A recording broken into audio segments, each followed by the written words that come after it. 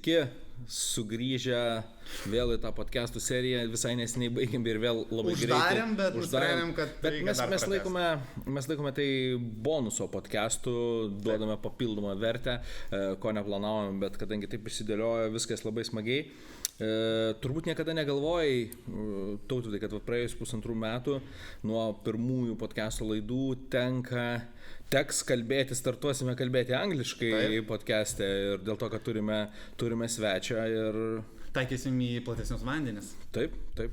Ir faktas, kad šitas podcastas, žinau, kad pasieks ne tik tai Lietuvos Ledoritulio aistruolius, bet taip pat ir nulėks iki Kanados Ledoritulio šalies. Taip. So, hi Nick.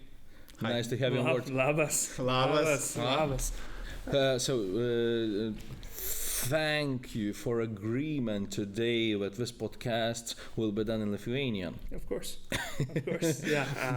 Taip. Pradėsime. Papasakok apie save. Lietuviškai. Aš nesuprantu. What's going on? Yeah. So, Nick, it's our first podcast when we speak English. So, sure. Yeah, sorry for any mistakes which might happen, because really to speak English in such an early Friday morning before Unite Camp continues here in Vilnius, continues to grow, to chair children, also coaches. Yeah, so we're really happy that you're here.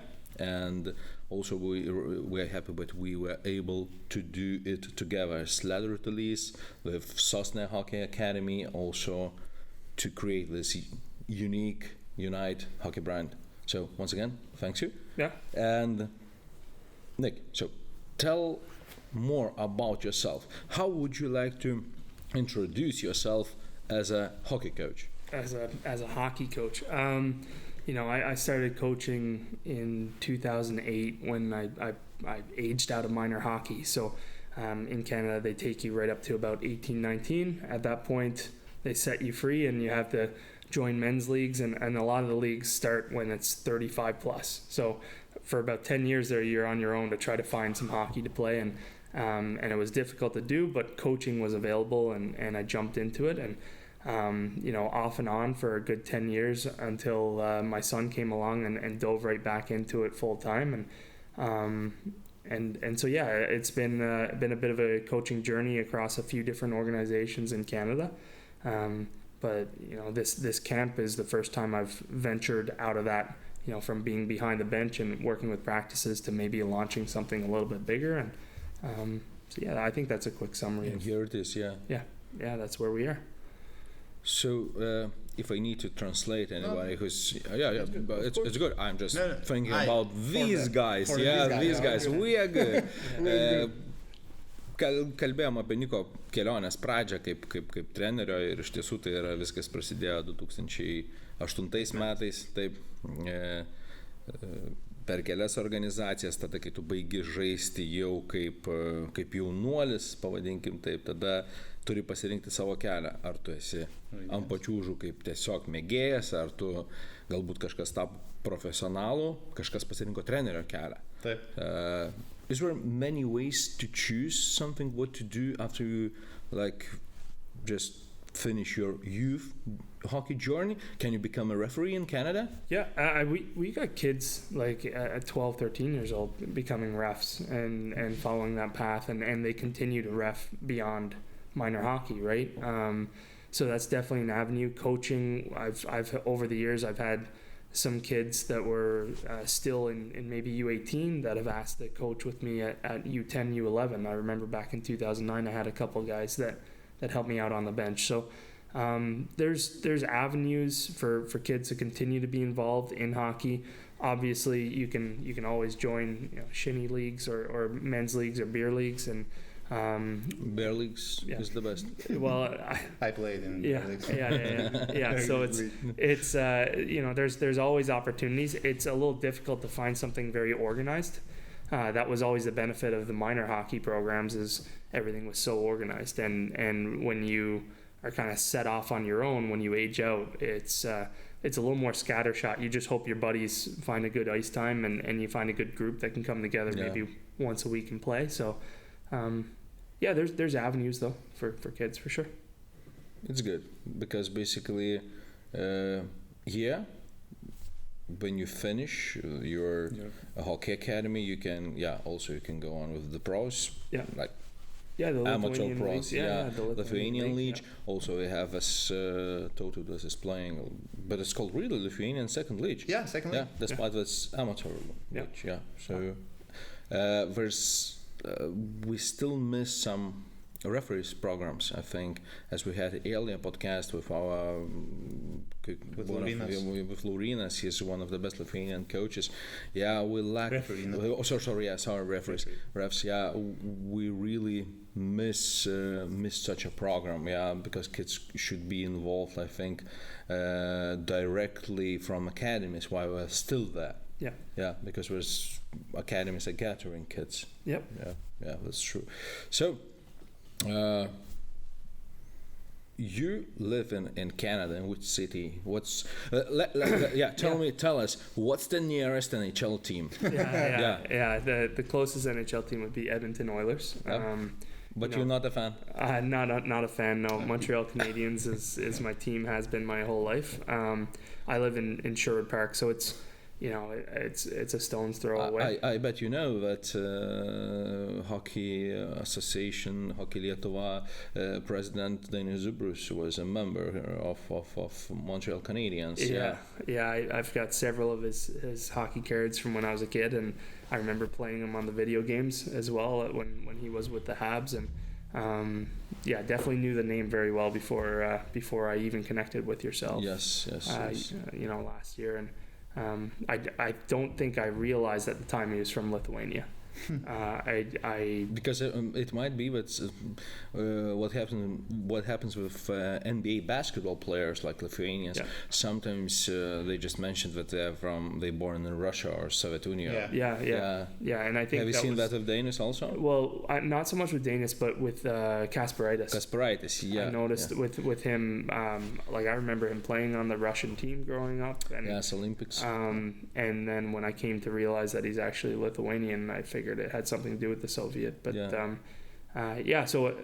it was interesting to find that out. I know when I first kind of started coming to the country, I looked that up. It was one of the first things I looked up was, do they have hockey in Lithuania? Who are the players that have played in the NHL?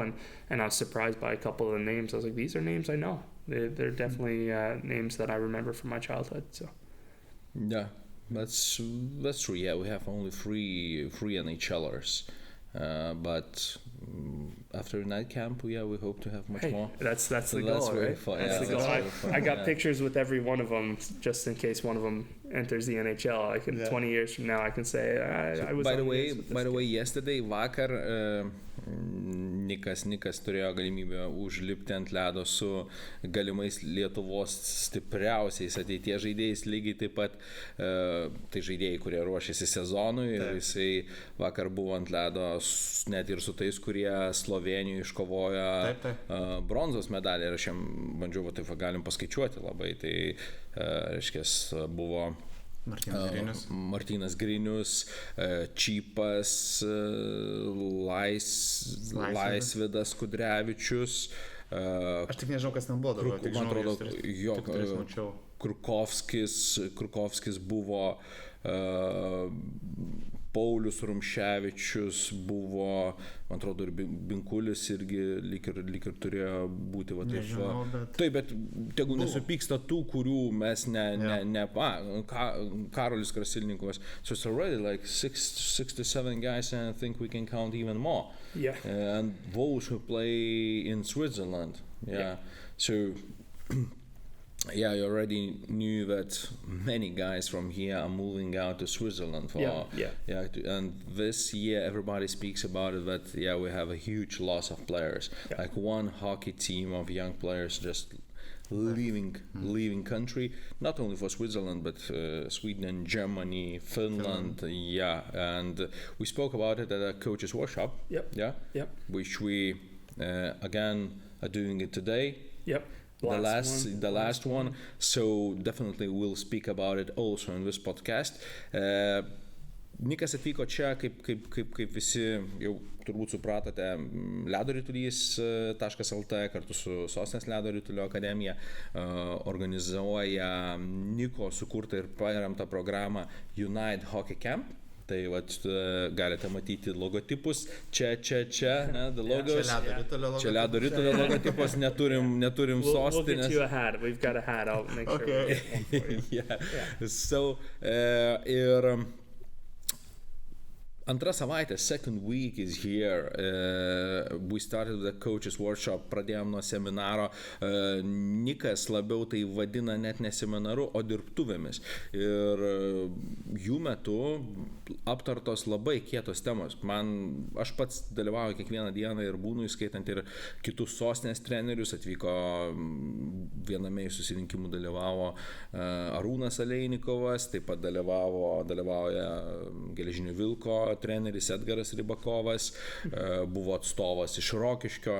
Iš tiesų apie tai pakalbėsim, galėjo trenerių būti ir daugiau, nes programa yra, aš drąsiai galiu sakyti ir aš tą sakiau jau ir visiems kitiems, kad tai turbūt yra geriausia, kas galėjo nutikti šiuo metu Lietuvos ledo rituliui, nes energija yra labai gera, energija duodama taip, elektrėnų energija, pažiūrėsim. Pažiūrėsim naujam sezonui. Yeah, I was just joking when I said that you said brought a good energy, and energy is good, but in our hockey energy is in Elektrėnai, the team, so we'll from energy coming from you is very good, and about Elektrėnų energy we'll see it the next season. Yes. Yeah, guys, so ir paskui esam surinkę 2 savaitės visoje stovyklos metu U7, U9, U11, U13 ir U15 grupės antrą savaitę dirba ant ledo ir video sesijose. Really, it's when I'm trying to explain and tell people what's happening here, what we're doing, it's really better to see it than to hear about it, because it's really but this time it's hard to explain the sense which I get when I'm sitting at a table with other coaches at a workshop and we're discussing many hockey things, and which are they're related to Lithuania, but like the thoughts you give, which you provide and put it on the table, they're locally. And it feels, really, sometimes it feels when we speak about Canadian hockey, and I see how guys are moving to play abroad, but when you got, few days ago, you got a Hockey Canada structure, it looked like it's very near, like I can just pick it with my hand. So tell us more for those who wasn't able to be at a workshop about Hockey Canada. What's that about? How many associations do you have, volunteers and so on, just to people to understand how big it is? It's Hockey Canada is huge, and I'll preface this with as I've mentioned many times in the workshop, that I'm no professional when it comes to Hockey Canada. I've been fortunate enough and lucky enough that preparing for this camp and rolling this workshop out, that I've been able to bend the ear of some very good coaches in Canada that have helped me, develop the practice plans and put some material together. So this is not strictly, out of my mouth, but it's a consensus of some very good hockey minds in Canada that have helped me out to get to that point. When we talked about Hockey Canada, you mentioned associations, volunteers, and there are hundreds, if not thousands, of associations in Canada. They are all limited geographically, so they're required to be for a particular area. A little bit of a difference here, where academies can kind of pop up anywhere. So Hockey Canada oversees all of that. That's the first difference. Is Hockey Canada oversees all of our associations. Hockey Canada is the roof of it. Exactly. It's an umbrella with them. When it comes to the involvement, the other big difference here is the volunteers, right? In Canada, we've had some stats that came out earlier this year that we have 79,000 coaches in Canada that volunteer. So 79,000, and that's just coaches across the country. On top of that, we have team managers, board executives, team treasurers, parent volunteers that add up somewhere close to 130, 140,000. But this all coaches are certificated. Yeah. So by that's Hockey Canada. I can say, okay, I'm a coach. Yeah. So You can't. but I can. you can be. I can be. Yeah, absolutely. But if you want to be a certificated coaches, you need to pass You need to learn. You need to learn. Yeah, less so about exams. We've got programs that Hockey Canada has put together, Coach 1, Coach 2 certifications that allow you to coach at certain levels.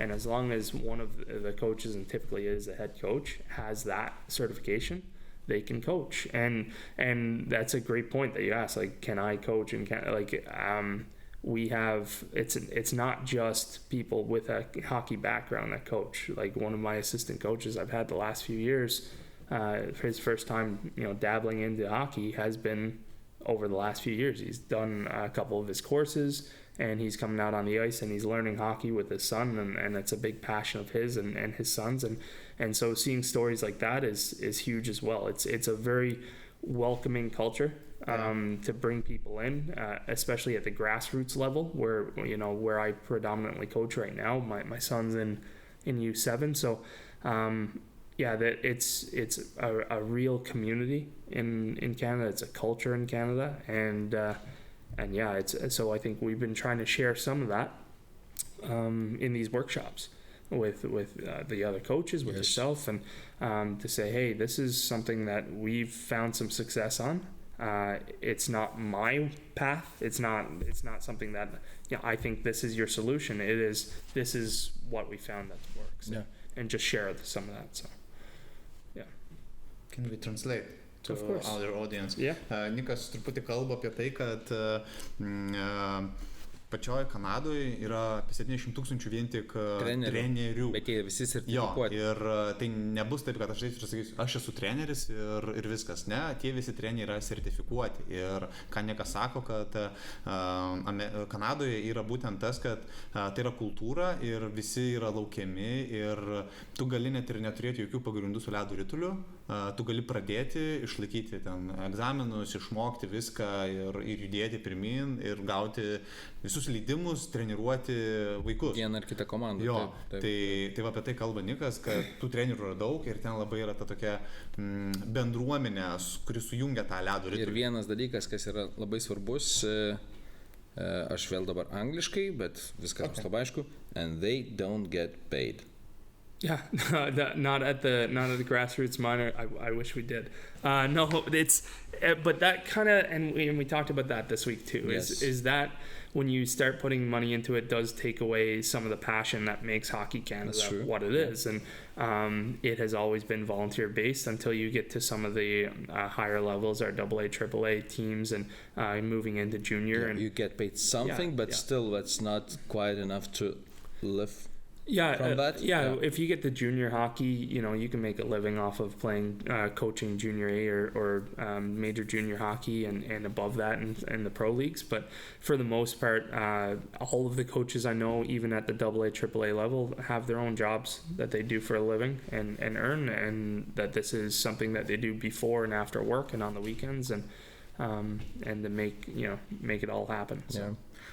Tai va tai, kai ir dabar minėjau, kad Kanadai bent jau iki tam tikro lygio treneriai negauna atlyginimų, tai viskas vyksta tiesiog investicija į save, sakykime, vadinkime ją taip. Taip, ir paskui jie pradeda gauti, jeigu tai yra prasideda AA ar AAA, tai yra nusako komandos lygį, bet tai irgi yra atlyginimas, iš kurio tu labiau kaip tau premija, bonusas, kur sumoji sudėjus, ir jie visi dirba savo pagrindinius darbus. Čia yra daugiau pradžių kaip hobis. Ir tada, kai tu patenki į junior leagues, junior leagues like OHL, DHL, we had one player from Lithuania playing in the OHL, Iron Wolf coach, Edgaras Rybakovas, so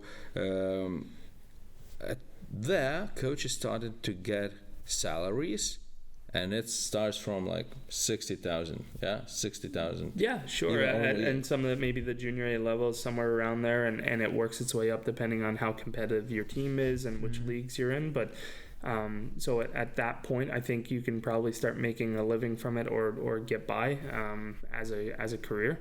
I think everybody in those levels probably they have their aspirations of moving up into higher leagues, and with that would come more money and obviously an easier career. But I don't think that anybody relies on AA or AAA, any kind of compensation at those levels to get by in life. It maybe just compensates them for a little bit extra time that they have to put in compared to some of our grassroots coaches. It's your second week here. Yeah. You sit with coaches.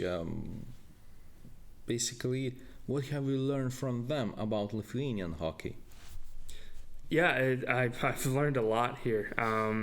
We talk about, like, first off, I want to make sure that I clarify that, when we talk about that we're not compensated in Canada, it's not to say that I'm here advocating that coaches shouldn't be compensated here. It's totally different. It's completely continent different, and also, right? And we've got 100+ years of doing that in Hockey Canada, and here, hockey is a very much a growing sport.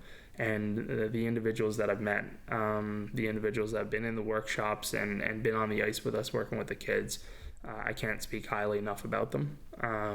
First off, they're extremely passionate about what they do. So I appreciate that. I think you have to go out to a workshop like this and to sit down for 2 weeks every day and listen to some guy from Canada talk in English when it's not your first language. You've got to be passionate about it. So I absolutely applaud those individuals for coming out.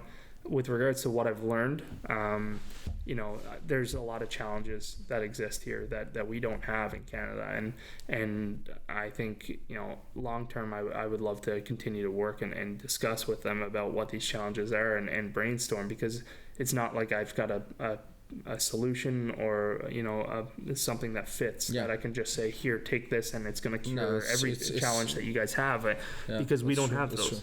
So some of the challenges that they obviously have is bringing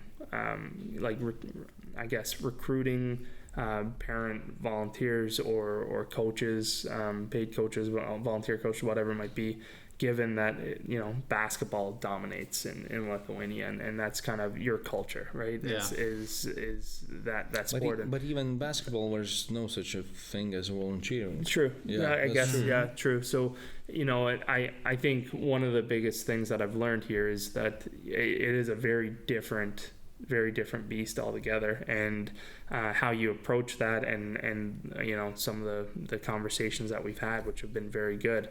How to apply some of what we have in Hockey Canada here. Everything has been, let's take that, let's change it, and then apply it. So I've come to appreciate, how challenging it is here to grow the sport. But I do believe that it can happen.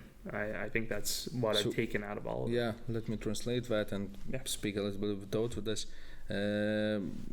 Taip, Nikas kalbėjo apie tai, kad iš tiesų jis negali padaryti arba net negali būti jo noras toks padaryti, kad va štai Kanadai mes daug ką darome nemokamai, tai ir jūs darykite čia nemokamai, bet eina kalba apie tai, kad iš tiesų klausimas, ant kiek gali būti labiau įtraukti tėvai į sportą. Į sportą. Ar komanda, pavyzdžiui, gali turėti tėvą, kuris yra komandos kaip vadovas. Treneris yra treneris. Aišku, atskirkim tokius dalykus. Team manager, speaking right now, the parent could be just involved, few parents, like with the assistants, parents involved as a team manager to solve some small problems and to be on that team. He can even be a connector to other parents, to speak about problems and so on. I know it happens in Latvia when one of the parents is responsible for all the jerseys, apparel and other things. So, kalbant apie tai, iš tiesų, tas galėtų matyti būti, tik tai irgi tose trenerių dirbtuvėse kartais, aš turėjau irgi tokį pasisakymą, kad mes dažnai suvokiam tą dalyką, kad kaip lietuviai, kad mes už tai mokam. Kodėl aš turėčiau kažką tai daryti daugiau, aš atvežiau vaiką, sumokėjau to 120, 140, 150 eurų į mėnesį, suteik man visą paslaugą. Ir į tą paslaugą tu nori, prašai ir edukacijos, ir Ledoritulio pamokų, ir taip toliau, ir taip toliau, ir taip toliau. Tai gal šita vieta galėtų kažkiek tai pasikeisti su įsitraukimu. Ir tai buvo viena iš tų pačių temų. So, where's one one question to discuss. What was other questions at the workshop? Oh, questions from myself or questions from the other coaches? I think both. Yeah. Okay. You questioned also. They came back with something. Yeah. So what were discussions happening? I think one of the big ones that came up multiple times throughout the week was the nature of the academies here, and the fact that they are businesses and the way that they operate keeps a lot of the kids in silos. Right, and what I mean by that is you have Sasna kids that play and only play within Sasna, and Punk's kids that do the same, and everybody else, right. So they all do this in silos, and I think what I gathered from some of the conversation was that you would go to tournaments, whether those are in Czech or in Latvia, and you go up against teams that are select teams. Yeah, whereas. No. And that's you're not on a level playing field there, and so we had a lot of conversations internally about what are some of the challenges in putting a select team in place, and so that was definitely a big one and a big question of mine, and one that I think I still want to discuss and continue to be a part of beyond this camp, and continue to try to grow towards that, because I do believe that at some point, and it's not to take the kids out of the academies. I think the academies are doing great jobs at developing kids, especially at the grassroots levels, but you need to be able to bring your top competition together at some point. Because at some point they still will be together if they'll continue, Exactly. In a national team. And so in Canada, we start running select programs as early as U7. We have spring hockey where we say within the region we'll take the top players that we can within that region and put them onto a select team, and they play spring hockey against other select teams from the area, regardless of their association. And then as you get older, you start getting into, now we've got teams from Western Canada playing against teams from Eastern Canada. So you get into that U14, U15, U16, and you've got Canada West versus Canada East versus the United States. So you have select programs coming together and playing some very high-level hockey there. And then those form and eventually grow into our U17, U18, U20 national teams. Everything that you're telling us about is invitation-based? So at the spring hockey level, it's tryout based, and then what tends to happen is as they get older and you start getting into situations where Hockey Canada is selecting teams for Canada West and Canada East, there's invitations to come out to their camps and try out. So they might send out invitations to the top 50 kids that they saw or scouted or are aware of, and those kids will come into a camp and they'll compete for spots on the team and go for there. That's cool. Čia galim truputį translate. Čia daug turim padiskutuoti, netgi kiek turim laiko, bet tai yra turbūt tai vat, ką Nikas pasako, tai yra turbūt stipriausias pagrindas, nes tas toks silpnesnis pagrindas yra Ledoritulio akademijos, kurios yra sukurtos, tada kopečiam lipam į viršų ir čia yra labai tvirtas pamatas, ko mes neturim, ir jau apie tai buvo diskutuota net ir mūsų, ta prasme, ne vienam podcast'e, kad mes neturim absoliučiai veikiančios selektų programos, o tik tai kažkur viršuje žaidė selektai, kai Kanadoje arba bet kurioje kitoje šalyje yra selektai nuo bent jau U11, ir Nikas irgi, aš atsimenu, sėdėjo praeitą savaitę mūsų susirinkime Arūnas Alenikovas, tai yra vaikų lygos vadovas, ir jie diskutavo apie tai, kad Nikas tikrai sako, tai mes galim paimti iš kiekvieno klubo po 2 vaikus, po 3, po 5 vaikus ir juos suburti į grupę. Tai nebūtina daryti kartą per mėnesį, bet tai būtina daryti apskritai, bent jau kartą per metus, kad tie vaikai jaustų tą visą pulsą, jaustų, kad jie yra pakankamai neblogi ir kartu su jais išvykti į kažkokį tai turnyrą po tą Lietuvos vėliavą, o ne vien tik tai klubo vėliavą. Tai va, apie ką mes kalbam, ir ką kalbė Žymantas, ir ką pasakojo Nikas, kad Kanadoje yra ta selekto sistema, kuri pakviečia jau grinai vaikus su asmeniniais pakvietimais ir juos skirsto į Šiaurės Kanados ir Pietų Kanados komandas ir yra dar Amerikos komandos ir tada jos tarpusavy žaidžia turnyruose, vyksta į turnyruose. Tai yra jau tokios o net ir žemesnėme, vėl mes galim sakyti, aš taip sakiau, kodėl aš taip sakau, ko mes neturime, ne dėl to, kad aš gailiuosi, kad to neturime, bet aš pabrėžiu, kad ne dėl to, kad tai turi Kanada, o dėl to, kad tai turi visos ledo ritulio šalis, kurios nori kovoti tam lygmenyje, kuriame mes jau dabar esame su vyrų rinktinė, bet nesame su jokių kitų amžiumi, ne? Bet, vyrai tą palaiko, ta prasme, tą ritmą, parsivežia bronzą, žaidžia ne kontinentėse, bet, olimpinėse atrankose. Taip, bet net ir kontinentėse, ne, ten, sakykime, ten pankai žais ir taip toliau. Tai vyksta, mes žaidžiam pakankamai aukštame lygmenyje, dar įsivertinant tai, kad su Latvijos lyga susijungiam ir taip toliau. Tai Nikas ką paminėjo, what you said is one of also discussions where workshops it was about trials of hockey players. Tai yra grinai testavimas žaidėjų ir aš jau turbūt metus kalbu apie tai, nes man kol kas yra tokia mistika, kaip treneris pasirenka vaikus ir suskirsto juos į A ar B komandas, nes tokiu atveju, taip kaip pas mus yra tai daroma, tu tikrai bet nėra pagrindo. Pagal ką? Pagal įmuštus įvarčius, pagal tai, kaip jis pastatė koją vieną kartą, kaip jisai čiuožė ir taip toliau. Ir Kanadoje ir visur kitur visas tas yra daroma pagal testavimą. Tai yra tam tikri testai. What's the difference between U7 and U11 testing? I mean, we talked about this a bit the last couple of weeks, but there's core skills, competencies, the expectations of what a player can accomplish when they're 5 and 6 years old at U7 versus what they can accomplish when they're 9 and 10 at U11, right? And so, at U7, we tend to put them through time trials to understand, okay, which kids can get around the ice at the beginning of the year versus which kids are learning to skate for the first time and maybe struggle to even stand up. So the time trials are strictly to help balance the teams based on a skating strength. That's really it at that level. So we'll balance the teams and we'll have 6 teams per age group at that age, at the younger teams for U6 and U7, and those are all balanced based on their skating abilities. When you get to U9 and U10, the hockey starts getting more competitive, and so we do our time trials to help set up the different groups for evaluation. So some of our fastest players are probably in the higher end groups, some are slower, probably in the lower end groups, but we do a lot of parity gameplay, where the players are going to play games against each other. We have evaluators in the stands. 1-on-1, 2-on-2? It's typically 4-on-4 or 5-on-5, depending on the age group.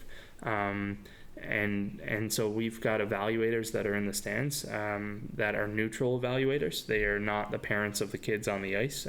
We bring in parents from other age groups, or sometimes coaches or other individuals from outside the association. They come in and they evaluate the gameplay, and they rank those players and find their spots based on how they've scored across.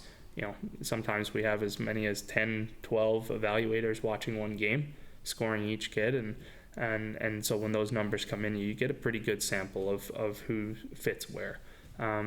So that would be the major difference between U7 and U11, for example. And what changes at U13 and U15? U13, U15. What you adding? Yeah, so you don't add too much. The evaluation process is still the same, time trials and gameplay. But what happens at U13 and U15 is you have your AA and AAA levels that really start to come into play. And so your top end players are trying out during the summer months to make these teams and have a spot there before we even get into the evaluations for the minor hockey associations. So. Kalbant apie tai, ką dabar sužinojom, aš jau žinojau, kadangi dalyvauju tose trenerių dirbtuvėse, bet iš esmės, tai yra. Visas testavimas prasideda nuo U7 jau. O čiuožimas prasideda nuo U5. Taip. U5, I see your slide in my mind, in my memory, it's called Discovery. Discovery, that's just... Discovery level. Yeah. So U5 is Discovery, U7 is initiation. U7 and U6. Yeah. We split those two, even though they're both technically U7. We split them because those birth years, there's a big difference in the kids' ability to step on the ice. Usually U6, they're stepping on the ice the first time. U7, they have some understanding of how to skate, even if it's not hockey. They've been skating and can skate or different things like that. So that would be your initiation. When do you start games? Games start in U7. U7. Yeah. It's without referee. I remember you told that. About half ice and no referee. Faktiškai tai yra tai, ką mes turime su pipiriukų turnyrais. Aš visą laiką lyginu, dar kartą aš noriu prasitarti, kad tai nėra dėl to, kad kažkas yra labai gerai, o kažkas yra blogai. Aš visą laiką stengiuosi, kadangi turim pakankamai limituotą laiką, nes Nikas toliau keliaus vėl vesti trenerių seminarą. Šiandien paskutinė diena vaikai vėliau lips ant Ledo. I think you have like a very good drills for today. Yeah. I hope so. They're very. I mean, I won't say they're similar to what we've been doing the last 2 weeks, but they're of the same mold and hopefully quality that the kids continue to enjoy them. So. Yeah.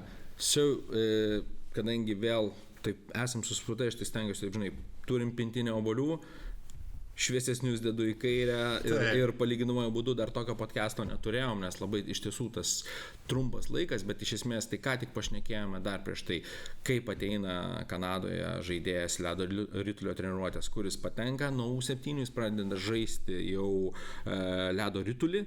Prieš tai vyksta čiuožimas. Prieš tai vyksta čiuožimas, bet jis irgi žaidimo pobūdžių ir nuo kamuolio sparimo. Tai čia esame labai iš tiesų panašus. Tik tai, kad ką iš tiesų labai nustebo treneriai, kiek tie patys mažiausiai jau sužaidžia per metus rungtynių.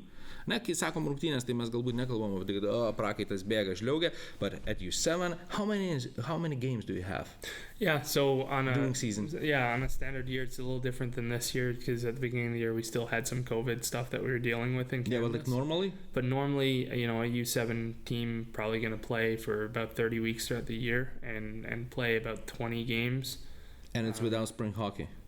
Yeah, and that's without spring hockey, and you normally have some tournaments and stuff in there too, where you play 4 or 5 games in a tournament. Spring hockey, if you're fortunate enough to get involved in that, and I think our spring team played about 13 or 14 games this spring in a 10-week period. So it means not less than 30 games. Yeah. Like Polis played just over 30 games this year in a season that really was a little bit shortened. I don't know. Yeah, we play much less. Maybe there's a question. Maybe do kids get stressed when they're competing at each other? It could be. I mean, we don't keep scores. Right. Yeah, so there's no scoreboard going, and there's no refs. The coaches are out but there. But nobody's counting it? The parents? Oh, they're counting it. Yeah. Okay. Yeah, they count it. Same as here. Yeah. Look, we're very similar. Yeah. I get off the ice sometimes, and I've got a hockey parent that tells me that their kid scored 6 or 7 goals, and I'd be lying if I probably don't have tabs on my own son and how many he might score in any given game. I definitely have other coaches and parents that will come up and tell me that we won 31-22 today.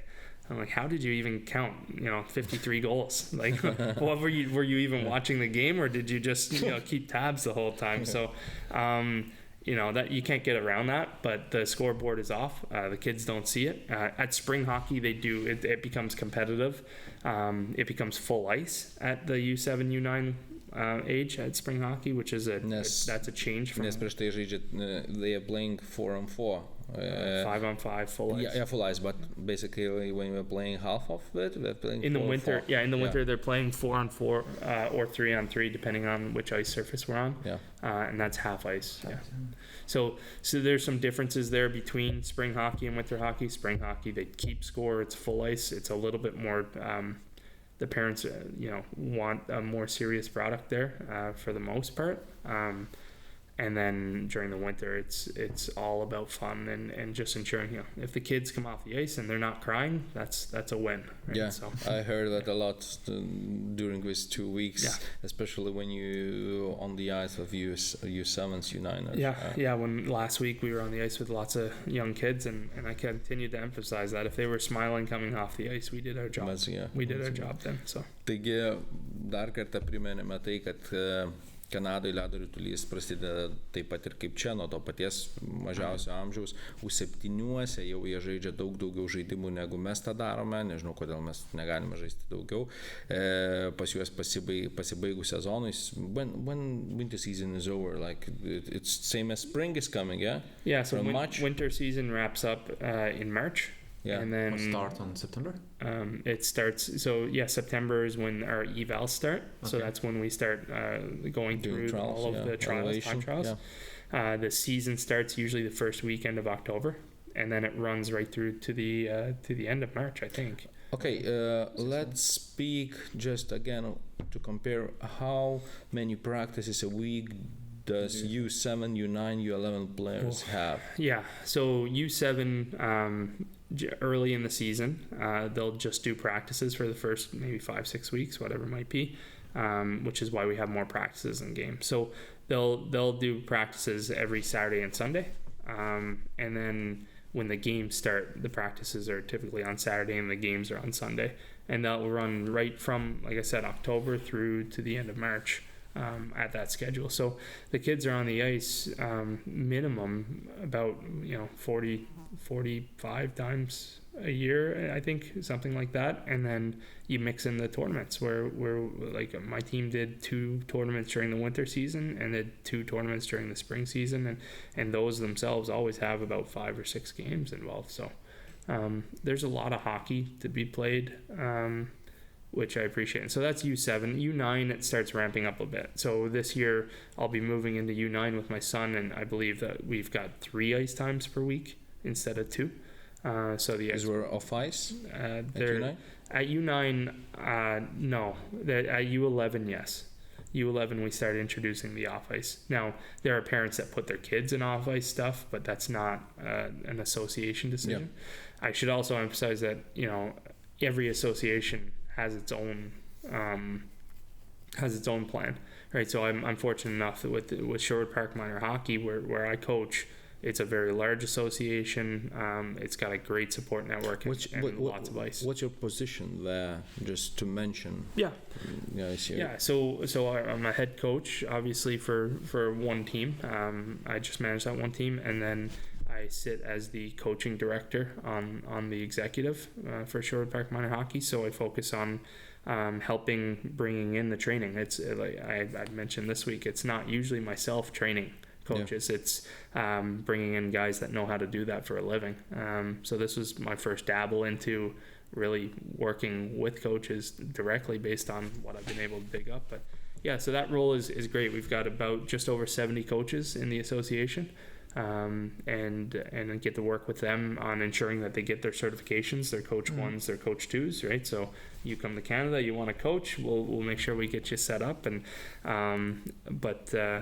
so it's a great role. I really enjoy it. I've got a passion for it.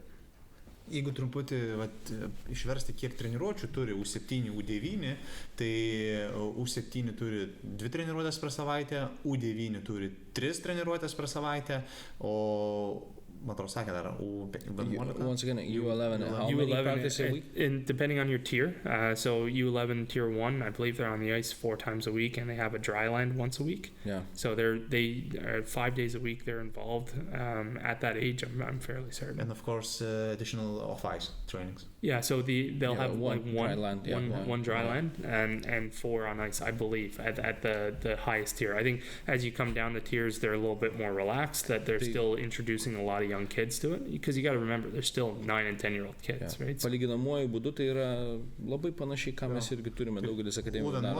U11 turi 4 treniruotės ir off-ice treniruotės. Taip, viena žemės treniruotė. Tai panašiai, ne? Jau pas juos at U11 you start having double A teams. Yeah, so that's a new thing that we've started to explore into. ELA it was only at U15. U13 was where it started. Now what we found is there is definitely an appetite for more competitive programs at U11 than maybe what we've offered in the past. So our association has dedicated some some great resources to designing a program, putting it together, and we're kind of rolling that out last year and this year, getting it to a point where we feel like we now have a AA program at that U11 level. Čia man turbūt įdomiausia vieta yra, nes iš esmės, kol tai yra U7-9, tai yra toks labai smarkiai fun dalykas, su 11 jau prasideda ir pas mus šie čempionatai.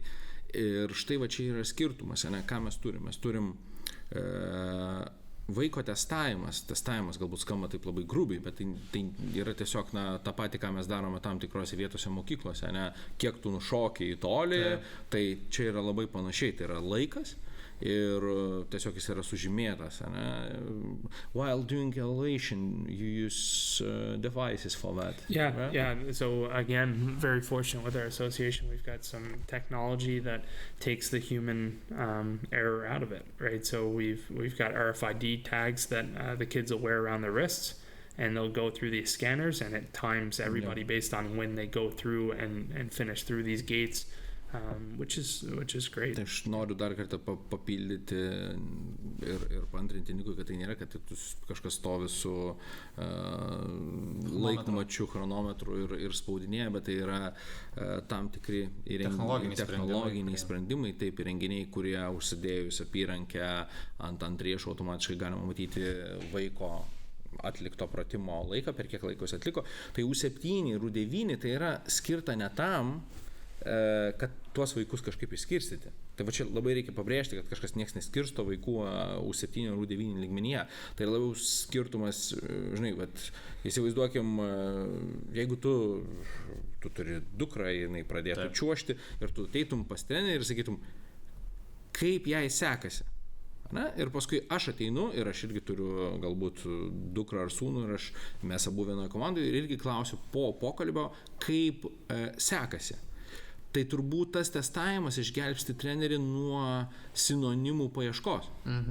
Nes jeigu mūsų vaikams vienodai sekasi gerai, tai matyt treneris, kiek laiko galės skirti papasakojimą, ne? Ką jisai sako, žiūrėk, žmogau, štai yra skaičiai, mes buvom sezono pradžioje čia, sezono, dabar yra vidurys, mes esam čia. Do you do 2 testings per year at U7, U9? So we do 1. Right? Okay. You mean at the beginning of the year or in total? Yeah, so, in total. So we do 1. The mandate within Sherwood Park is to do 1 at the beginning of the year to help balance the teams. What we've seen a lot of our coaches start doing is running similar evaluations at the end of the year to show progress.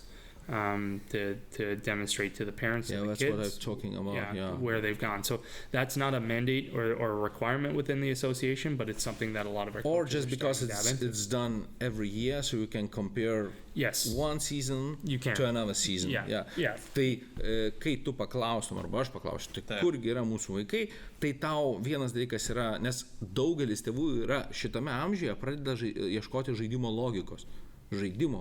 Jos nėra. I'm just speaking about that somebody, if there's no time trials, can start searching for game logic. Yeah, what we're doing on ice, we're standing here and so on, the tactics. But there's no tactics at the moment, yeah? Yep. That's only numbers.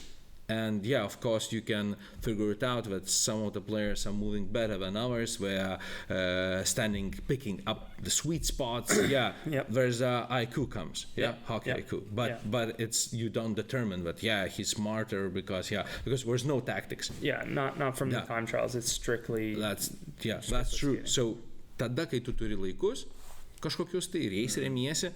Tu tuo metu dar tam lygmenyje nesiremi, kad šitas vaikas yra protingesnis, nes jisai taip gerai supranta žaidimą. Taip tu gali matyti, nes kitu atveju, jeigu nėra tų laikų, tai ką belieka tau sakyti. Jis gerai čiuožia ir gerai stovi ten kažkur, tai turbūt, ne? Tai toks irgi tas dalykas. Ir tai jau turim tada tokius net neatrankinius dalykus, vertinamosius, bet tai tampa jau atrankiniai įrankiai, kada mes eina kalba apie U11. Nes U11 jau atsiranda 2 raidelės, 2 AA raidelės, jo, kas pas mus jos irgi atsiranda A ir B, sakykim, pas juos atsiranda AA arba tiesiog nieko nėra ir tai reiškia, kad tai yra stipresnė komanda ir ji turnyruose, sezone reguliariam važiuos žaisti tik su tokio tipo komandom arba, matyti stipresnėm. So, starting at U11, you just determined is the kid strong enough to play a AA? Sure. Or elsewhere he stays just at U11. Yeah, they'll hold their tryouts and they'll select their team. I asked you at a workshop, and we had a conversation with Arūnas Alenikovas, who's manager of Youth League. Yep. How do you tell U11 kid that he's not good enough to make it AA team? Yeah. Because here, Tautvydai, mes turėjom labai įdomią diskusiją ir paskui mes baigėm ir Nikas taip išėjo ir sako, nesupratau diskusijos esmės, nes kaip ir mes pradėjom kalbėti apie selektus, kad galbūt mes turėtumėm pasidaryti ten U11 ar ten U13 jau, kaip ir dabar sako, bus matyti, minėjo, kad bus U14, U16, jeigu tai patvirtins, bet mes turim omeny, kad turėti viską absoliučiai nuo pat apačios. Tai jeigu atmestumėm piniginį klausimą, toks sakinys buvo, kad o kaip pasakyti, kad vienas ar kitas vaikas kažkur nepatenka. Taip. Bet paskui Nikas išėjo, sako, o tai kaip jūs pasakot savo vaikam, kad jie patenka į B komandą, o ne į A? O tu sako, tai čia ne tas pats? Juk tai yra tas pats. Yeah, you understood what I'm saying, yeah? I was speaking at the same situation. It was, you asked a question. So, guys, how do you tell your kid if there's no selects program at U11 and it's not happening because it's not easy to tell U11 like 10 years old player that you aren't good enough, but later you can tell him that you're in a team B. Yeah, or you can tell him that he's on the third line. Yeah, on the third line. Arba žaidžiate trečiam keitime, arba ketvirtam. Yeah, I mean, the question, how do you tell a U11 kid that they don't make selects is a bit of a silly one, because the way hockey works is you go an entire year and you have to navigate those disappointments with those kids, and telling a kid that they don't make a team. It's the same when they fall down during a drill. And so, telling a kid they don't make a team, although you have the feel for a kid because they are still very young, is one of the easier things to do if you have those metrics and evaluations to show that, hey, next year we want to see you make this team, but as you can see here, your skating is something you have to work on, or your shooting is something you have to work on, and so having that evaluation data and those metrics and being able to show that and communicate with them basically makes that navigates to the solution. Because if time is if he's too slow, you can tell him to work out more. You can just point it out. Or whatever it might be. Tai va čia ir kalbam, vėl grįžom prie to paties, kad tu, sakykime, eitum ir tu klaustum trenerio, kaip aš čiuožiu. Tai vieną dieną tau gal kojas skauda, užtat tu lėtai čiuoži, kitą dieną tau kojas neskauda, tu čiuoži greičiau, bet iš esmės kaip tu čiuoži, koks tas tavo įveikimo laikas, jeigu mes jo neturim niekur. Ir tada pasidaro keista, o tai kaip tau gali pasakyti, ką improvinti, jeigu nėra atskaitos taško. Kaip iš tiesų pasakyti, ką tu turėtum pakeisti, jeigu tu nežinai, kaip nučiuožė Jonukas ar Antanukas ar dar kažkas, ne? Taip. Oh, by the way, Tautvydas was also a hockey player. Mm-hmm. He started in electronic. Yep. Have you had any trials? When you started it, what was your 12, age? 12. You started 12, really late. Yeah. Not 12. No. I think 10. And you finished at 13. So 3 years of hockey. 3. Yeah. But no maximum 4. No any trials during that time. Not even. So. Yeah. And I think the feedback that I got in the workshops when we talked about that was that it's a tool that they would love to implement and see and they see value in it. We talk about being able to navigate that bad news and sharing that with a kid, but also one of the similarities that Lithuania has that Canada has is it's not always navigating that news with the kid, but the parents. and the parents are very passionate about where their kid should fit and on what team, and because numbers don't lie. Numbers don't lie. So when you have those metrics and you have that data, you can share that with the parents and say, this is why, this is where they fit, and this is their percentile and against all of their peers, and what they need to work on. And then if you have a real good coach, what they're able to do is take that data and focus on those areas with that kid throughout the year, and then at the end of the year show new data to the parents and say, now this is where your kid sits, and this is what we've been able to accomplish this year. And so what I've grown to appreciate, or what it seems like as parents appreciate, is being able to share all of those metrics. Numbers don't lie. So yes, that's true. It helps. So, jau sužinojome labai daug apie tai, ta prasme, bet vienas iš tų dalykų yra, kad ledo ritulininkui, ar tai, vaikui, paimkim kol kas vaiką, ta prasme, nes mes įmum nuo pat beiso ir toj nušoksim iki tų pačių NHL prospektų, būna, kad kažkas nepasiseka. Ir aš pats save atpažįstu tam tikrose Nikų istorijose, kada mes kalbėjome dirbtuvėse. I'm speaking about that in some stories which you provided us at a workshop. I recognize myself. Some more or less, sure, in a good way. Yeah, you're a hockey parent. But where was few stories like was I think I done it in a bad way.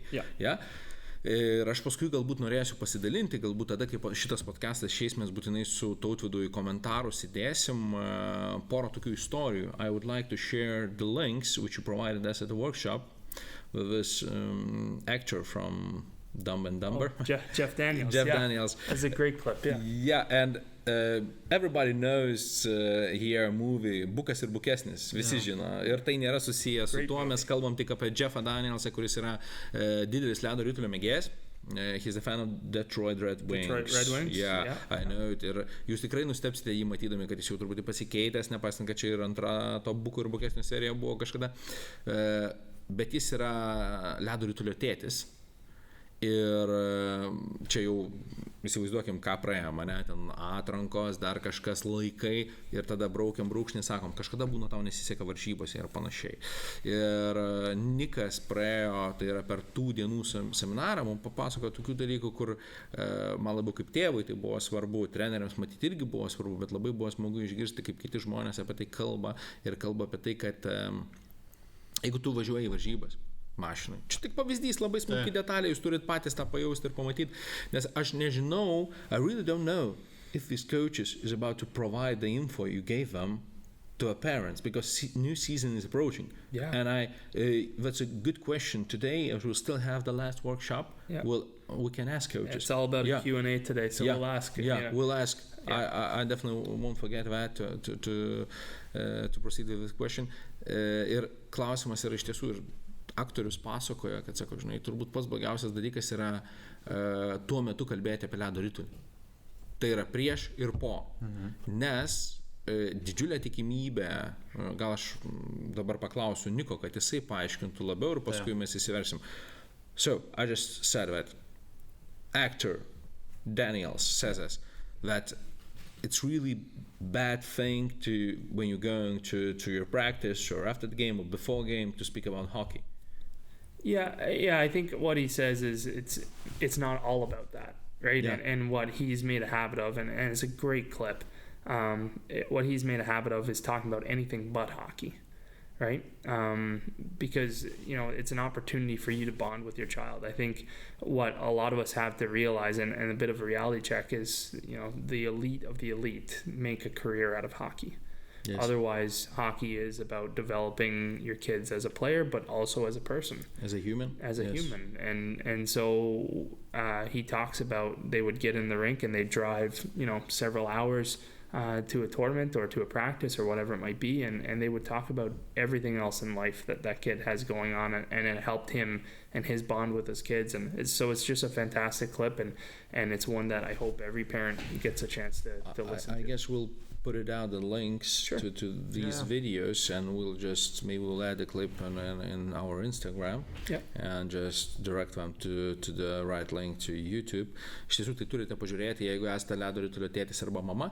Ne dėl to, kad mes bandome piršti jums savo mintis, galbūt jūs irgi turite savų, bet matyti tik tai dėl to, kad papasakoti, kuo vadovaujasi treneriai ten toliau nuo mūsų. Ir labai kartais įdomu palyginti, nes šiaip tėvai daugeliu atveju yra labai vienodi.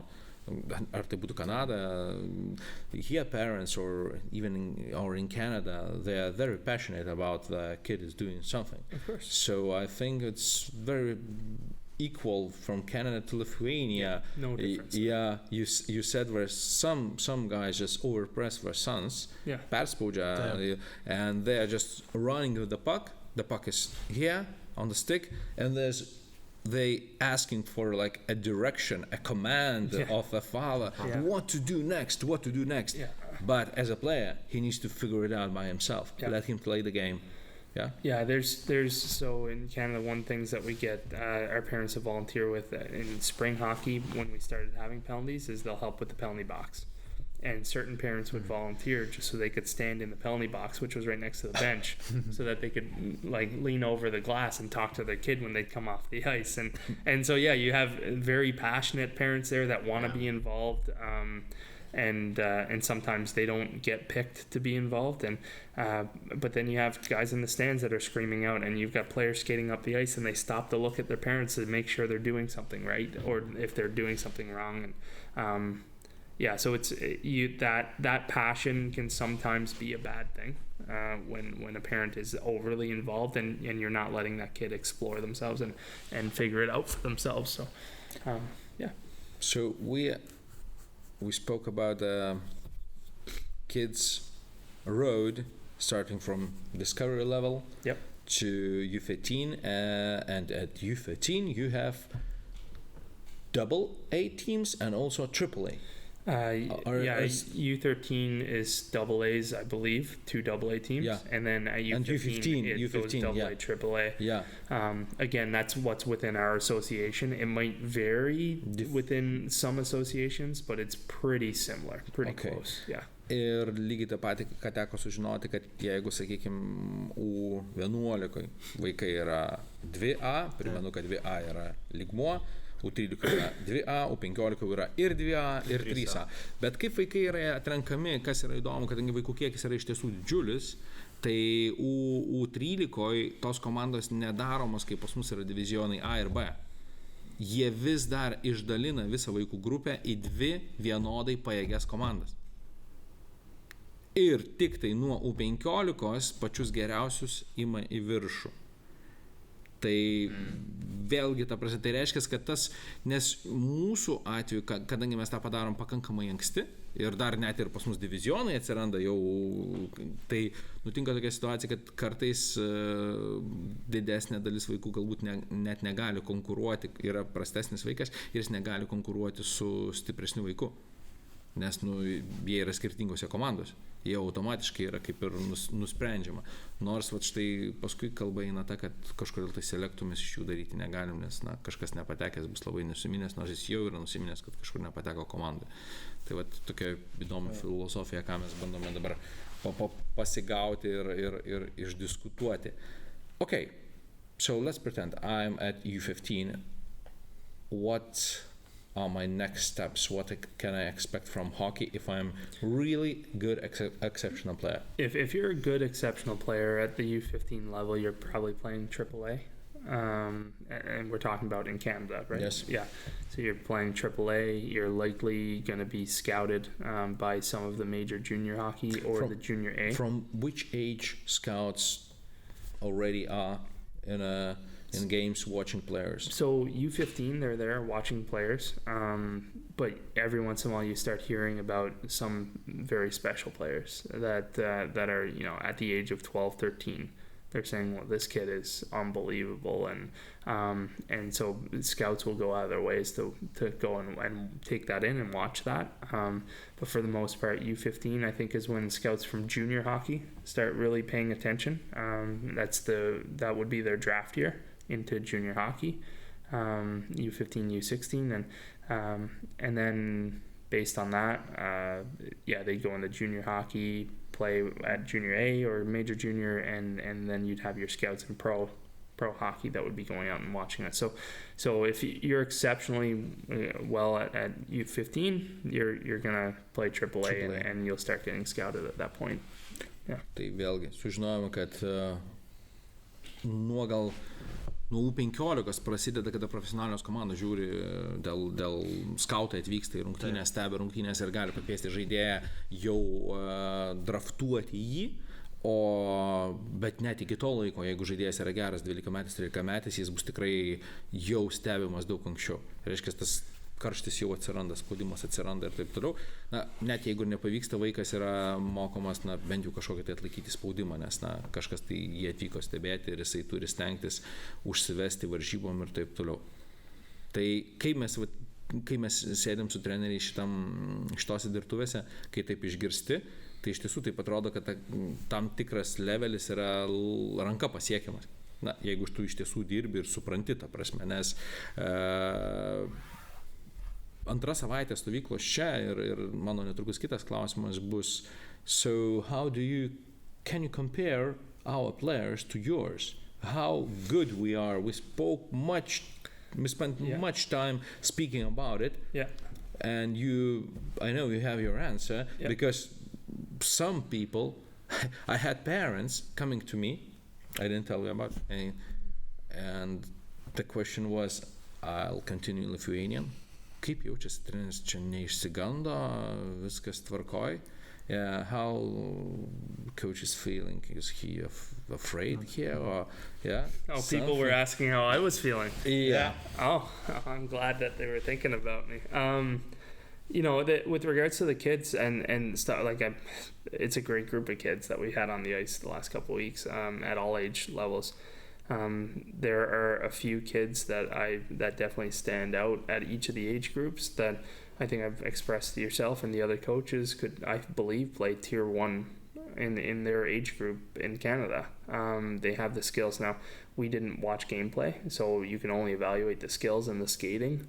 But very skilled players. Today you'll be able to watch gameplay. Yeah, today I'll get to enjoy a game.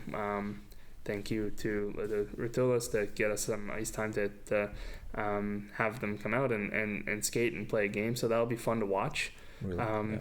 But there's a few, I think, at each level, and I've tried talking to some of those kids to let them know, you're a great player, you're a great skater. Keep that up, because you would have no issue keeping up, in Canada, and I'm sure if they go to another European country, which a lot of kids do, they would have no problem keeping up as well. The difference is the depth, right? Yeah. And we express that is, if you've got a top kid here that I believe could play tier 1 in Canada, well, there's another 15 kids in Canada that play tier 1, and they're all at that same skill level. So where you maybe only have 1 or 2 of them per age group here, we've got 15 to 30 of them, depending on which age group. The whole team is at that level, and so that's the difference. And everybody else would be in tier 2, 3, 4, 5. They would fit into where, but nobody was on the ice the last couple of weeks that wouldn't be able to find a place to play in Canada. You know what I mean? There's a spot that everybody would easily slide into, and so I wouldn't say that I came here thinking that the quality of hockey was going to be less. I didn't know what to expect. I've seen some clips that you guys have sent along. But it was a very normal process for me being on the ice with the kids. I felt like they were all very standard for their age group. It's just the depth. You just don't have as many kids playing as we talked about with the number of volunteers and everything we have in Canada. We have even more kids. I'll translate it and I'll come back with a question for you. Lygiai taip pat, ką ir šnekėjom, Niko paklausiu, tiek vaikų dabar matei ir kartu su jais buvai ant ledo, ir stovykloje buvai ant ledo, tai yra tikrai taip, bent 100 vaikų, sakyčiau, taip, gal kažkiek iki 100, bet kiekvienoje amžiaus grupiai pradeda nuo 7, jeigu Kanadoje yra, kada tu atvažiuoji, yra žaisti, kada pradedi žaisti, yra lygmuo. tier 1, tier 2, pirmas lygis, antras lygis, trečias, pirmas yra pats aukščiausias. Tai faktiškai kiekvienam amžiaus grupėje, tai kuriuos mes turim vaikus ant ledo, bent atsirastų po vieną ar po du vaikus, kurie galėtų žaisti tier 1, tai yra aukščiausiame lygmenyje, Kanadoje. Tik tai problema yra tame, kad tai būtų tie du vaikai, ko mes jau džiaugiamės, ne? Nes jeigu mes subūrėm rinktinę, tai mes turėtumėm vieną gerą komandą, kuri kaip selektas lygiai taip pat galėtų, I'm thinking about that if we just create select program from U11, which means according to what you said, we just take 1, 2, 3, 4, 5 kids from each academy who can play at tier 1. All right, maybe tier 2, and that's it. We have a good aim. Of course. Tai čia yra kalba apie tai, kad labai lengva pasakyti, but do you know that sometimes here coaches don't tell the kids anything, like, are you good or bad? They always afraid of something, because we're afraid that if they tell something to the kid that he's good, some others might hear that and say, hey, this kid is good, but why my kid isn't good? And reverse situation, when you tell somebody is bad, he will just, I'm leaving the academy, I'm going to another one academy. That's a threat that you have, I think, and we talked a little bit about that. Why do we have it? Well, it's a challenge, right? It's a challenge for you because you have coaches that don't want to upset the apple cart, right? They don't want to frustrate or make a mess out of something, and because this is their livelihood, perhaps because the academy relies on registration money to remain in business and do what they have to do, and so you're trying not to upset somebody to the degree that they end up leaving and going elsewhere. When we think about future, it doesn't help. Now in Sherwood Park, we've got thousands of kids that play hockey, and if I give somebody bad news because maybe they weren't the strongest skater that year, which at U7 doesn't happen all that often, I'm just trying to give them compliments at that point. But as you get older, if you tell a kid that they probably weren't the best player on the ice, well, your other opportunities are to play Sherwood Park minor hockey because you're geographically limited to that association. There are now some alternatives that are emerging that sometimes players will leave and go to an alternative solution, a non-sanctioned hockey league. But for the most part, parents and kids understand that their options are based on where they live. So we don't feel that same threat. But that's really, my when guess. You say that you're not as good as you thought, for the main option is to work more. Correct, and that's the importance of the metrics and the data to show a kid what they maybe struggled with, right? If you just tell a kid they weren't good enough, that's not that response doesn't work for a kid. You need to give them something to work on. They need to understand this is why I wasn't good enough. Visa jungtis prasideda nuo to, yra testai, yra žaidimas, ir jeigu mes iš Lietuvos galėtume laisvai nusiųsti vieną, keli žaidėjus iš amžiaus grupės į Kanadą ir jie ten žaistų pačiuose aukščiausiuose klubuose, viskas yra puiku dėl to, kad jeigu tai būtų rinktinė, tai mes atrodėme labai gerai. Bet problema prasideda, kad taip, nuėmus tos du žaidėjus, visi kiti, kas likę, jie yra, jau yra tada tarp jų didžiulis skirtumas. Ir matyt, kad tie, kurie yra tie du, tai taip, tai yra tie stipriausi, kurie turi daug ką susideda iš to, tai jie turi kažkokius tai genus, norą didesnį, daugiau laiko praleidžia ant ledo, o paskui lieka visi kiti. Have you seen, I said like 100 players, during these 2 weeks. Why do you think some of them can be in tier 1 and everybody else is like tier 3, 4, 5? Is it the physical thing or the lack of hockey mind, IQ, or what's about it? I liked one of the coaches, his response to that when we were asking him was, he's like, well, because their parents pay me more money. I thought that was, I laughed. I was like, it's good. And of course the parents took him serious for a minute, and he's like, no, I'm just kidding. I'm joking, it's because they come out and they work, and they come out and on their own time they do more.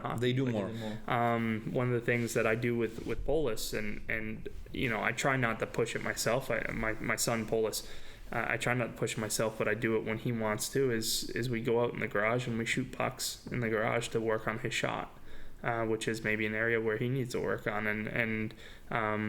And so you guys have hockey centers like this available where a kid can come in and work on something and fine-tune their game. And it's those kids in those summer months, in the spring months, when hockey kind of weans down, they tend to take a step forward. But those kids have to want it. The problem is there's parents that want it, and they push that on their kids. And then they push them. Yeah. Now speak about from my point of view. Again, it's not about hockey. It's not only about hockey. Yeah. There's so much more things involved. Yeah.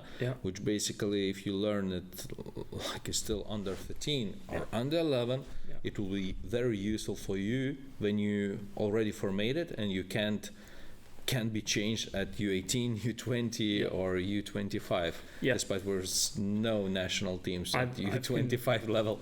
At the age of 34, I continue to work on my skating, but it's just not coming back. It's it's something maybe if I wanted more when I was younger, I would have been a better skater. But it was something I wanted more as I got older. So unfortunately, I've mailed that in. I understand that, but at those younger ages, those are formidable years to continue to develop and learn how to do things. And like I'm out on the ice with these guys that are 11, 12 years old. They're picking up the puck on their stick and twirling around, and I'm good thing I don't have to try to teach them that because I have no idea how.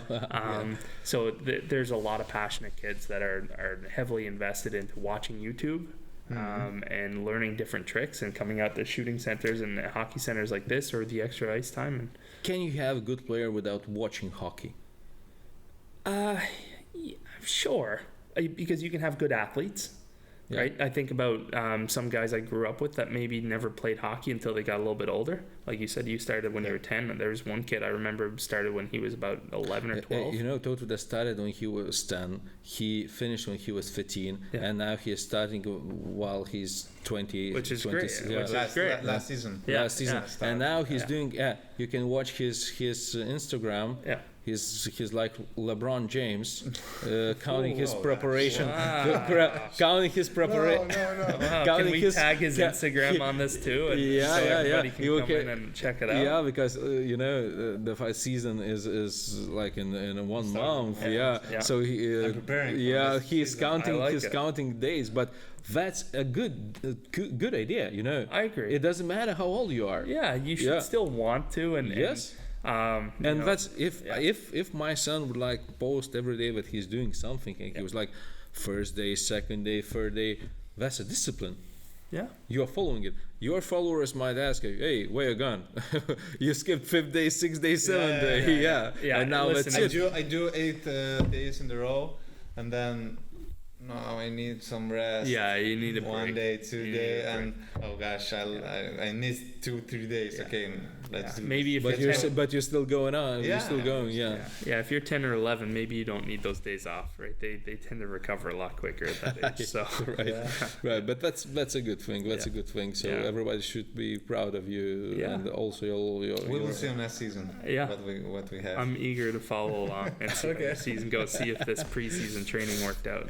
Taigi, viską, ką girdit, yra iš tiesų kanadietiška lygiai taip pat kaip ir ta pati stovykla United. So, as we running out of time, Nick, not only in this podcast, we're running out of time here in Lithuania. We're coming back to Canada in a few days. We've seen much of Lithuania, but still not as much as we want to show you. So, are you coming back? I would like to. You would like to? I would like to. So what's when we were creating this Unite, Unite brand, so do you think it's already 100% done, created? No, I don't. Or is it like flexible thing? Are you 100% done as a hockey player? No, I think you should always want to grow and develop and learn, and I think what I've taken from this is I would consider this the last couple of weeks to be a tremendous success for me personally, and the feedback will come from the parents, from the kids, from the coaches, and we'll see that over the next as I know you already have a good feedback. Let's speak a little about this one. So I know that players who had registrations at this camp and those who didn't, the camp is still on. They asking, can we register for the next year? Yeah. For the next year. Yeah. Second, as we spoke with coaches in the workshop, like Arūnas Alenikovas has an idea to move it to like national thing, to make it as association. Yeah, the Lithuanian Ice Hockey Federation. First I have to say thanks to Sostina for opening a door and giving me an opportunity to come here and do this with Ledoritulys, and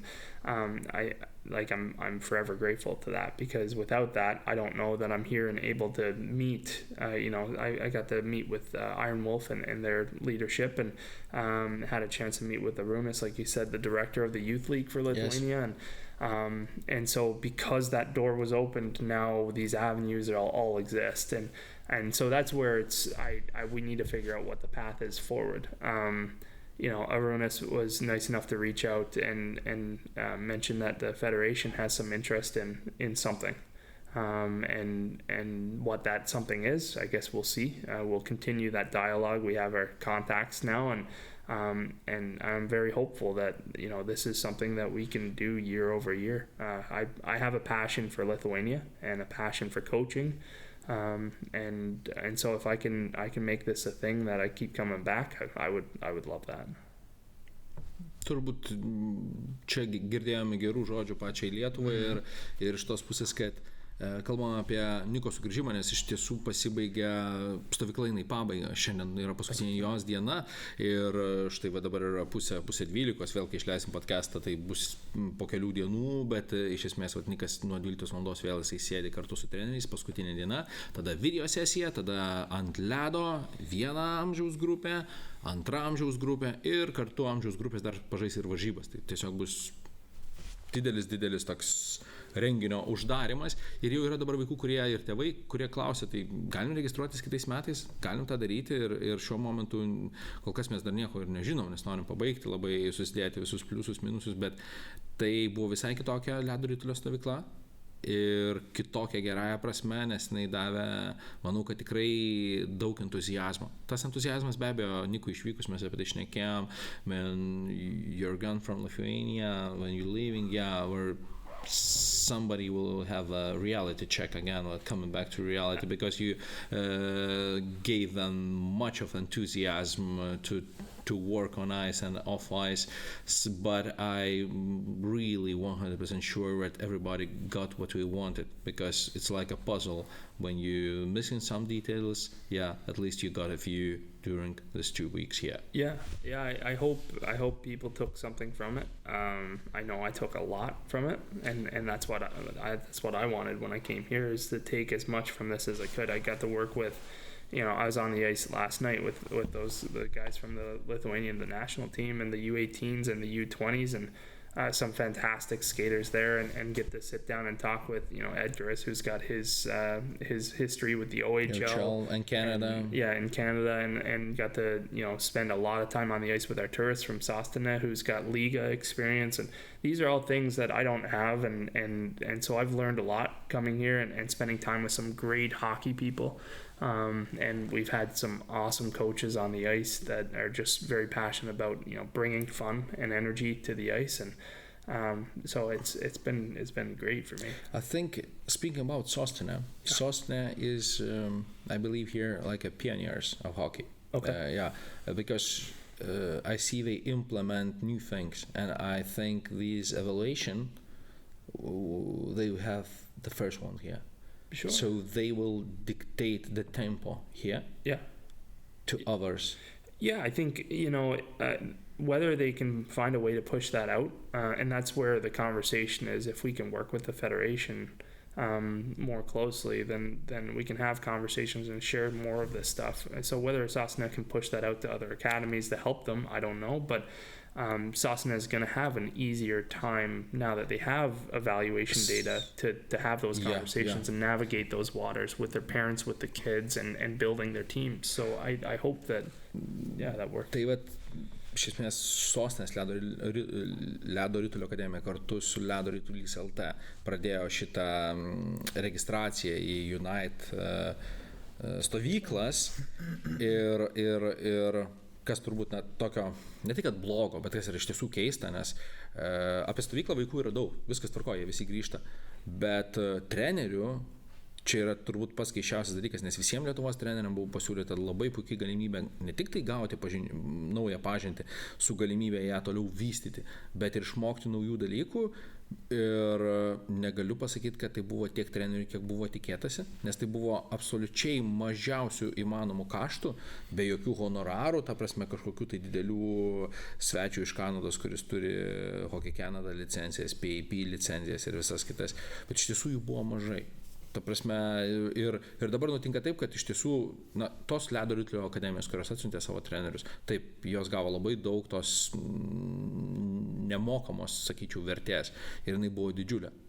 Antras etapas bus įdomu pasižiūrėti, kaip jie sugebės šitą vertę iš tiesų perteikti savo auklėtiniams, nes vienas dalykas yra gauti, kitas dalykas yra jau pradėti dėkti. Bet tiek, kiek mes turime akademijų, žmonių buvo gerokai per mažai. Ta prasme, ne dėl to, kad tai yra kažkoks mokomas renginys, ne, dėl to, kad tai yra iš tiesų buvo gera ir teisinga informacija, kaip turėtų būti, jeigu mes ugdom ne tik gerą ledo ritulininką, bet apskritai gerą žmogų. Tai aš tikiuosi, kad kitais metais, ta prasme, viskas keisis, jo, kad lik ir, Nikas sako, kad galbūt Hockey Lietuvos asociacijos žmonės irgi norėtų turėti kažką tai galvoti, daryti plačiau, nes Nikas turi meilę Lietuvai ir netrukus mes apie tai dar truputį pakalbėsim, iš kur ta meilė atsiranda. Bet iš tiesų padarėm labai didelį darbą, žinai, ir tu pats buvai Tautvydai ant ledo ir matei, kas vyksta, ta prasme, kad Hebra dirbo labai daug. Turėsim šiek tiek kadrų, tai pasidalinsime turbūt ir pasidalinsime ir Instagram'e, bet turbūt ir į podcast'ai dėsime kažkokius iškarpas. I say we have some clips from the practice on ice, so we will share in the Instagram. We were sharing already. Podcast, so speaking about this, coaches, you sit behind the table with those coaches. Where's Arūnas, where was Arūnas, where was Artūras Katulis, Edgaras Rybakovas. What do you see in them, in these local coaches? Like Artūras, he was able to stand next to our youth under teams, youth teams, and he was assistant coach of Doug Boulanger. Yeah, the U18s. Yeah. How do you see these coaches? I first off, like I mentioned earlier, that I see guys that are passionate about hockey, because you don't come out to a workshop like this for a couple weeks if you don't care about it. And so to see them there, it's clear that they love the game, and that's great. I see coaches from a bunch of different backgrounds. Like Artūras has his professional background with Liga, and Eduard is out on the ice with him. Yeah, speaking about Eduard, Nick is speaking, jis kalba apie Eduardą Zacharčenką, kuris turi didelę patirtį Ukrainos ledo ritulyje ir dabar vėl yra grįžęs į Lietuvą dėl karo. Jis yra vedęs Lietuvos rinktinės, moterų rinktinės žaidėją Sabiną, kuri irgi dalyvavo mūsų podcast'ai kažkada. Tai ir matyt, jau galim atskleisti, kad jeigu niekas nepasikeis, Eduardas bus šiuo momentu pagrindinis pankų vartininkas.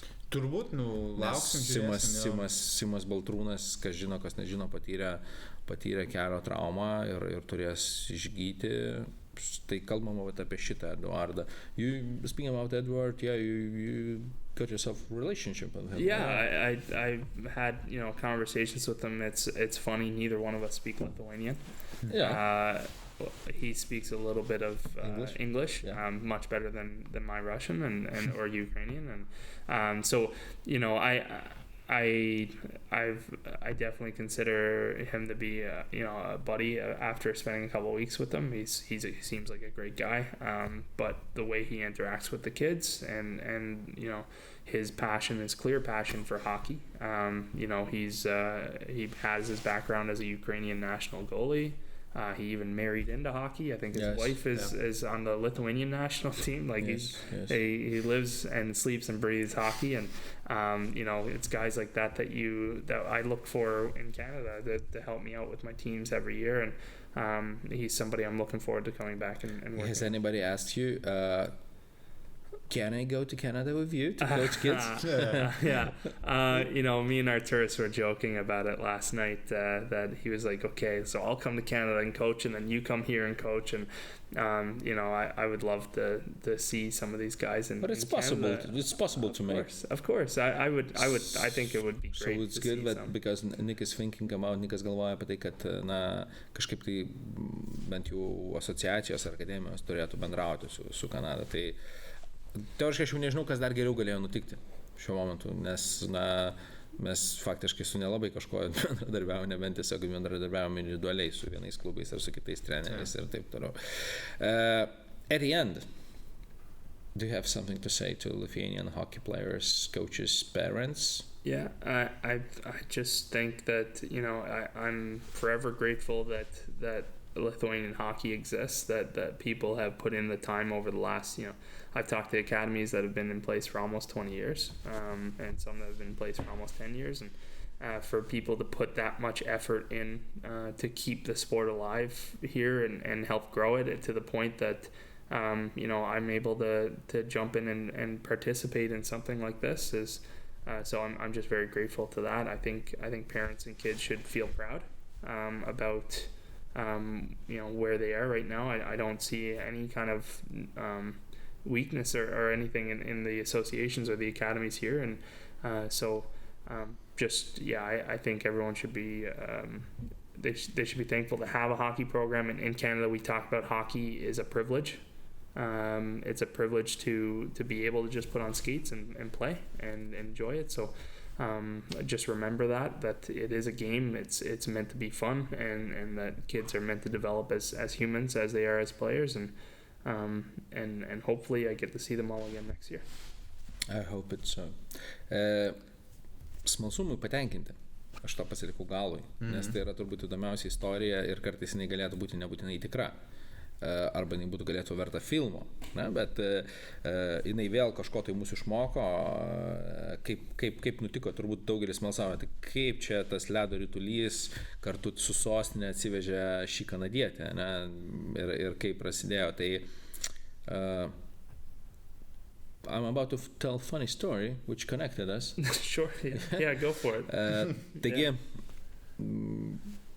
truksiu 5 minutės, bet privalau viską išpiškinti taip, kad Ledoritulys, atsimeni tautinį, mes išleidom tas maikutės Ledoritulio grinai savo aprangą, ne džemperius, kurie yra labai populiarūs dabar, ir aš gatvėse matau vaikus, kur aš jų nebepažįstu, ar aš jam daviau džemperį ar ne, bet iš kažkur tai jie turi arba kepurėlę, arba maikutę, arba patį džempą, ir buvo tokia situacija, kad mes pareklamavom, bet tiesiog, kad mes tokius sukūrėm.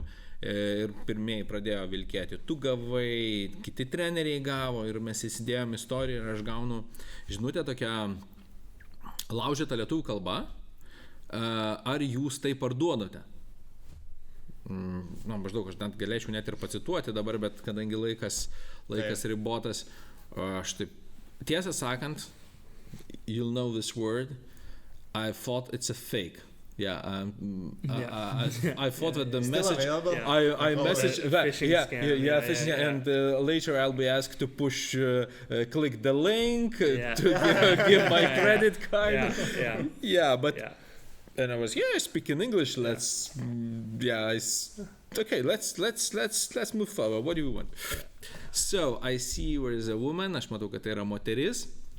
Ir paklausė, sako, kiek mums kainuotų, nes matot, mes turim vaikus iš Kanados ir norėtumėm jiems nupirkti šiuos marškinėlius.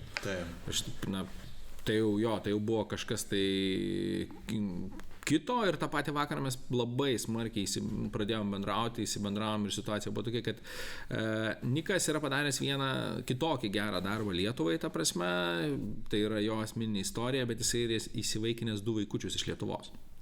Jų šeima kada atvyko į Lietuvą, ir va čia yra dabar pankų vadovai ir pankų žaidėjai turi galvoti, kokią įtaką jie padarė šitam dalykui, nepaisant to, kad what I'm telling, and I'm about to tell one thing which I don't like. Yeah? Okay. Tai nepaisant kokią įtaką padarė punkų žaidėjai ir būtent punkų treneriai, papasakosiu, nepaisant to, despite that they didn't arrive to the coach's workshop. Oh, sure, yeah. Nors jie yra susiję, kodėl tai nutiko. Yeah. Kodėl tai, kaip mes susipažinome. Dėl to, kad Instagram'e tu turi tagus.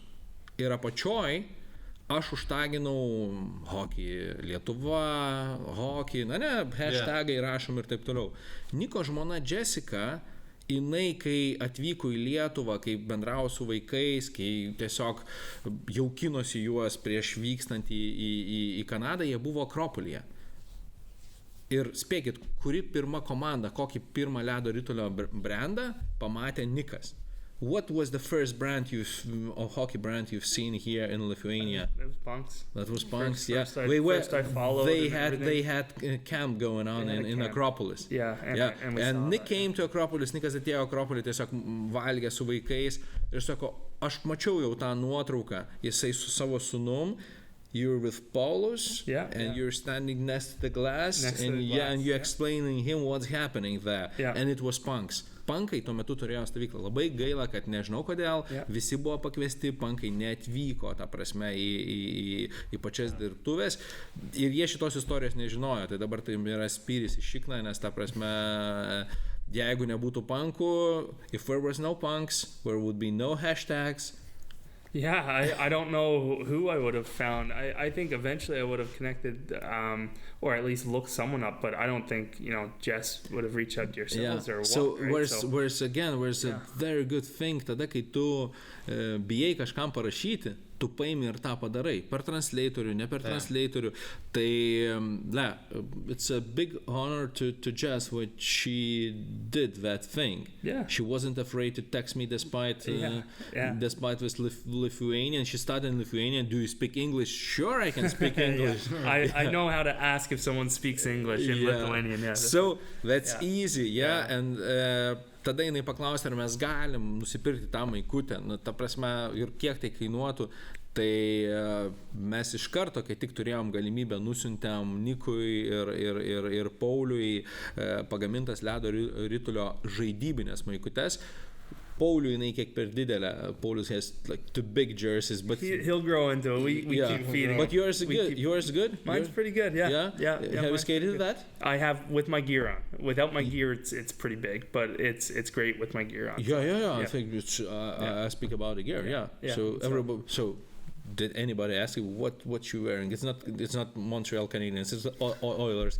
What's the team you're into? Because jerseys, really, these jerseys, like they have a eye cut. Cutting eye. Yeah. For anyone who hasn't seen them, they're just like it's like a war print of red and black, right? It's that camo red and black.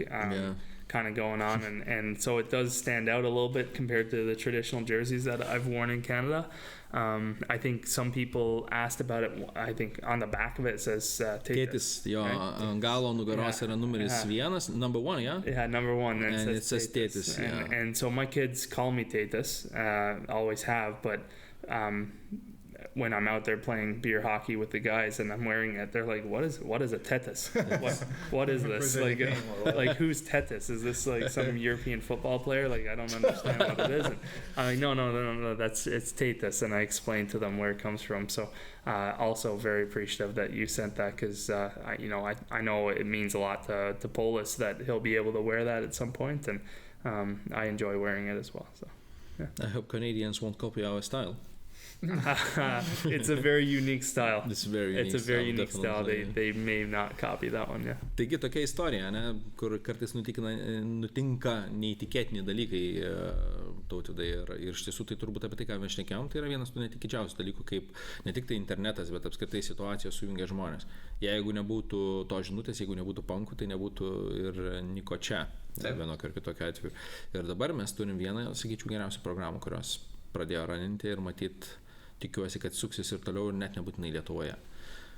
Taigi, ačiū, kad buvot. Thank you for your time.